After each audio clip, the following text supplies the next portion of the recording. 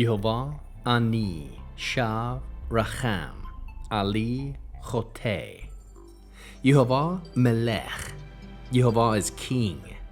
Yehovah Elohi. Yehovah melech. Kadosh, Kadosh, Kadosh. Please fill me and lead me and cover me and stir me and speak through me with your Ruach HaKodesh, that I may speak your written words with boldness and humility to those who listen. I ask all these things in Yeshua HaMashiach's name. Amen. We'll start with the Shema. Listen and obey. Children of Yehovah, pay careful attention and respond. Yehovah is our power and authority.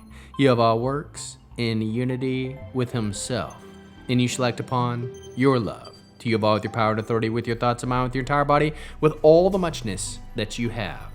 Yod, Hey, Vav, Hey. Hien, behold, now, behold. 1 Chronicles chapter 10.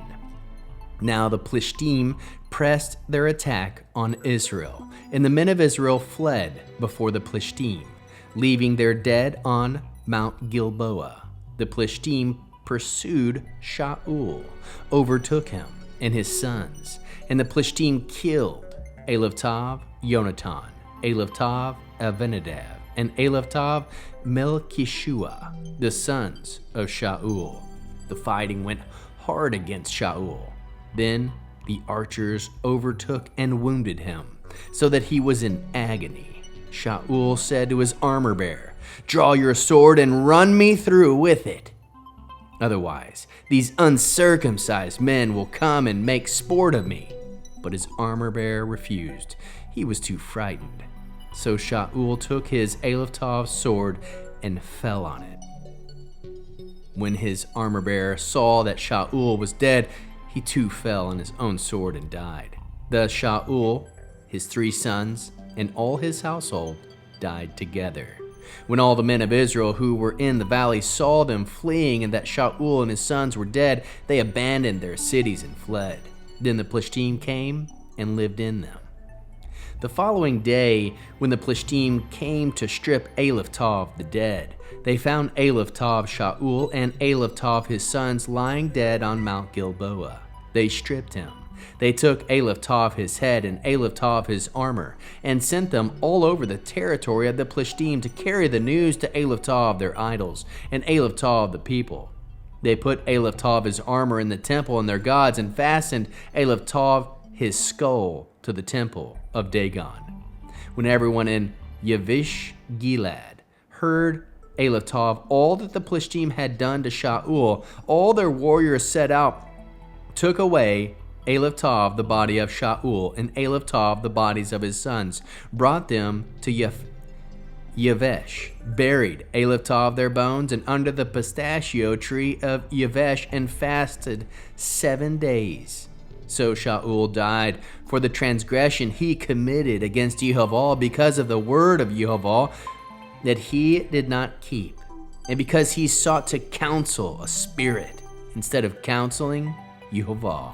Therefore Yehovah put him to death, and turned the rulership over to Eliftav David, the son of Yeshai. How can we learn to love our Creator after reading this sad 10th chapter of 1 Chronicles? We can love Yehovah by trusting his word instead of seeking false counsel. Love Yehovah by obeying his commands faithfully. Love Yehovah by giving him glory in victory and in trial. How can we love our neighbors as we love ourselves and as Yeshua loves us? By warning them of the danger of unfaithfulness and guiding them toward Yehovah's truth. How can we bear one another's burdens? By standing with others in obedience, helping them resist paths that lead to destruction. What are the top 3 fruits of the Spirit found? 1. Sobriety. Saul's fall warns of turning from Yehovah. 2. Obedience. Yehovah's word is life and safety. 3. Faithfulness. David was raised up to continue the covenant line. What is the Hebrew word that encapsulates this chapter? Ma'al. Treachery. Unfaithfulness. Verse 13. So Saul died in his unfaithfulness. How can we find Yeshua in the scriptures? Saul's fall contrasts with Yeshua's perfect obedience.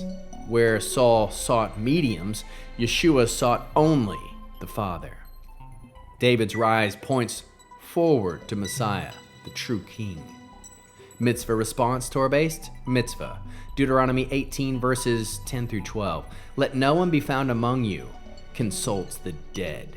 A response might look like this: I will reject false counsel and cling to Yehovah's word as my only guide.